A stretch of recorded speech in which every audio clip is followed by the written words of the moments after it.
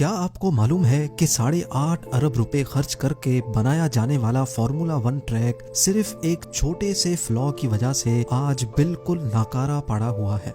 और 95 अरब रुपए खर्च करके बनाया जाने वाला एयरपोर्ट सिर्फ 9 लाख रुपए में क्यों बेच दिया गया। ज़ेम टीवी की वीडियोस में एक बार फिर से खुशामदीद। नाजरीन, आज आप दुनिया के चंद ऐसे मेगा प्रोजेक्ट्स के बारे में जानेंगे जिनको बनाने के लिए तो अरबों डॉलर खर्च किए गए थे, लेकिन आज उनको कोई इस्तेमाल करना भी पसंद नहीं करता। तो आइए शुरू करते हैं। Number 5, Valencia street circuit. ये है फार्मूला 1 स्ट्रीट रेसिंग में इस्तेमाल होने वाला ट्रैक जो वेलेंसिया स्ट्रीट सर्किट के नाम से पूरी दुनिया में मशहूर हुआ करता था। 100 मिलियन यूरोज यानी 8.5 अरब रुपए खर्च करके स्पेन की सिटी वेलेंसिया में ये ट्रैक सिर्फ एक ही साल में बना लिया गया था। पहली नजर में ये रेसिंग ट्रैक सबको काफी अट्रैक्ट करता था, क्योंकि ना सिर्फ ये वेलेंसिया के पोर्ट के बीच में से गुजरता था, बल्कि इसका 140 मीटर सेक्शन एक खूबसूरत स्विंग ब्रिज पे भी बनाया गया था। इस ट्रैक के एडवांस्ड फीचर्स देखकर फार्मूला 1 ने यहाँ 7 सालों के लिए यूरोपियन ग्रैंड प्री करने का ऐलान किया, जो 2008 से 2014 तक चलना था। सबको इसी इवेंट का इंतजार था कि कब इस नए ट्रैक पर फार्मूला 1 रेसिंग की जाएगी। लेकिन जब 2008 में यहाँ पहली बार रेस की गई तो सारी हकीकत खुलकर सामने आ गई। रेसिंग ड्राइवर्स ने शिकायत की कि इस ट्रैक का डिजाइन कुछ ऐसा बना हुआ है कि इसमें ओवरटेक करने का चांस नहीं मिलता। इस ट्रैक में 11 लेफ्ट टर्न्स और 14 राइट टर्न्स बनाए गए थे, लेकिन टर्न से पहले रोड इतना सीधा रखा गया था जिसमें racing cars 320 kilometre per hour की स्पीड तक दौड़ सकती थी। यानी टर्न्स जिसमें रेसिंग कार्स को एक दूसरे को ओवरटेक करने का मौका मिलता है, उन टर्न्स पर ड्राइवर्स को बहुत जोर की ब्रेक लगाना पड़ती थी, जिसकी वजह से यहाँ कई एक्सीडेंट्स भी रिपोर्ट हुए। फार्मूला 1 जिसने वेलेंसिया स्ट्रीट सर्किट को 7 सालों के लिए बुक किया था, सिर्फ 5 सालों के बाद ही उन्होंने अपना एग्रीमेंट तोड़ दिया और तब से लेकर अब तक ये स्ट्रीट सर्किट ट्रैक किसी हॉन्टेड फिल्म के सेट जैसा लगता है। टूटे हुए लाइट पोल्स, टूटी फूटी फेंसेस और रेसिंग ट्रैक की साइडों पर जंगली झाड़ियों के साथ साथ अंडरपास में भरा सालों पुराना पानी इस बात का सबूत है कि ये मेगा प्रोजेक्ट बिल्कुल बेकार पड़ा हुआ है।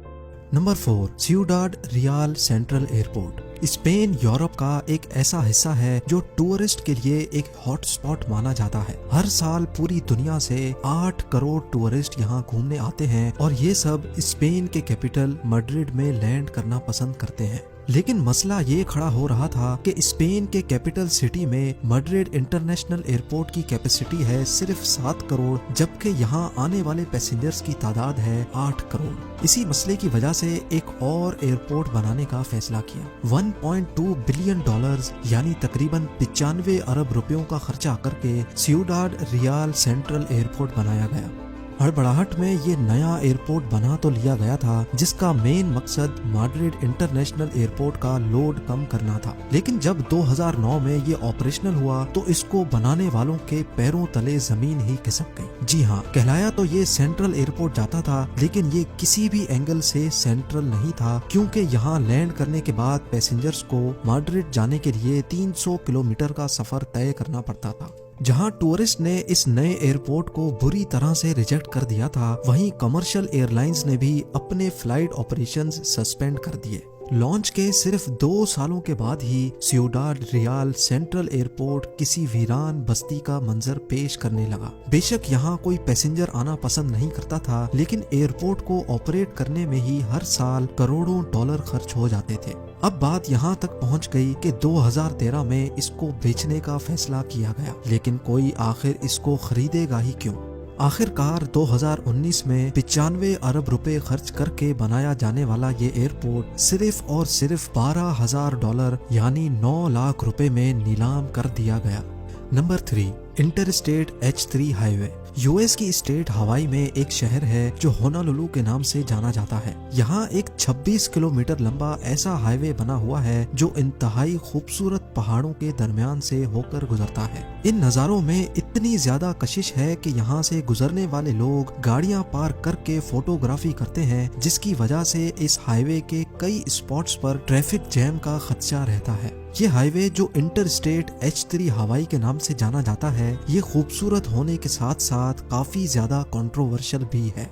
इस हाईवे को बनाने की जरूरत 1960 में पेश आई थी, जब यहाँ मौजूद US नेवी की 2 बेसिस के दरमियान ट्रेवल करने में बहुत मुश्किल होती थी। लेकिन जब यहाँ ये हाईवे बनाने का प्लान अनाउंस किया गया तो यहाँ के रहने वाले लोगों ने बहुत शोर मचाया, क्योंकि वो नहीं चाहते थे कि किसी भी वजह से इनके शहर की खूबसूरती खराब हो, और वो भी सिर्फ नेवी की 2 बेसिस को आपस में कनेक्ट करने के लिए।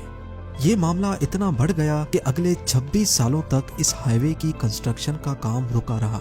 लेकिन फिर 1989 में एनवायरनमेंट के कानून में तब्दीली करके इस प्रोजेक्ट की कंस्ट्रक्शन जबरदस्ती स्टार्ट कर दी गई। पूरे 8 सालों की कंस्ट्रक्शन के बाद 1997 में पहली बार इस हाईवे को ओपन किया गया। नॉर्मली ऐसे इलाकों में रोड्स बनाने के लिए पहाड़ों को काट कर रोड्स बनाए जाते हैं, लेकिन क्योंकि ऐसा करने से यहाँ की खूबसूरती खराब हो रही थी, इसी वजह से ये पूरा हाईवे स्टार्टिंग से लेकर एंडिंग तक बड़े बड़े पिलर्स की सपोर्ट पर खड़ा किया गया था। ये करने की वजह से और तो कुछ नहीं हुआ, बल्कि इस प्रोजेक्ट की कॉस्ट बढ़ गई।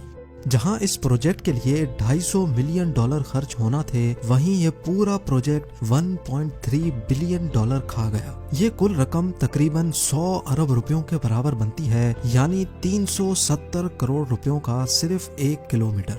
37 साल का इंतजार और 100 अरब रुपयों का खर्चा करने के बावजूद भी आज तक ये हाईवे इस्तेमाल के काबिल नहीं समझा जाता। कुछ लोगों का मानना है कि इस हाईवे से होनोलुलु डाउनटाउन तक कोई डायरेक्ट रास्ता नहीं जाता, जबकि यहाँ के लोकल्स ने आज तक इस हाईवे को इस वजह से इस्तेमाल नहीं किया क्योंकि उनका मानना है कि इस हाईवे की कंस्ट्रक्शन में गवर्नमेंट ने उनकी कई इबादतगाहों को गिरा दिया था, और यही वजह है कि ये हाईवे बहुत ही कम इस्तेमाल होता है।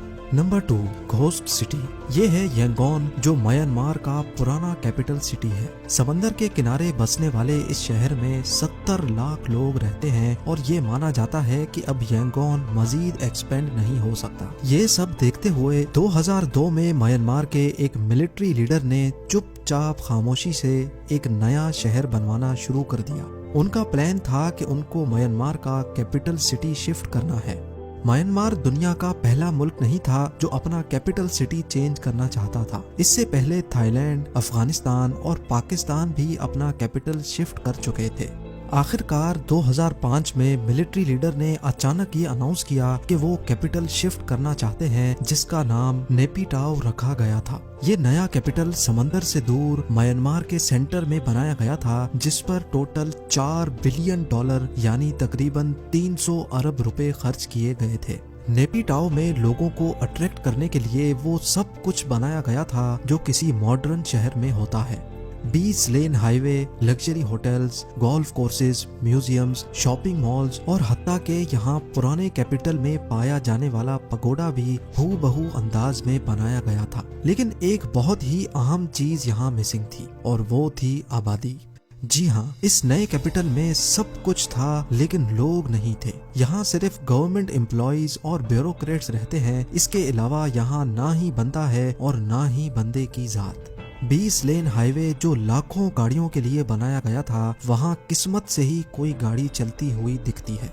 यहाँ का इंटरनेशनल एयरपोर्ट जो 35 लाख लोग हैंडल कर सकता था, पीक टाइमिंग में भी यहाँ सिर्फ 10 या 12 पैसेंजर्स ही होते हैं। इसी तरह होटल्स और शॉपिंग कॉम्प्लेक्सेस इतने वीरान होते हैं कि यहाँ जाते भी डर लगता है। 300 अरब रुपयों से बनाया जाने वाला ये पूरा शहर आज एक ऐसा मंजर पेश कर रहा है जैसे ये भूतों का शहर हो।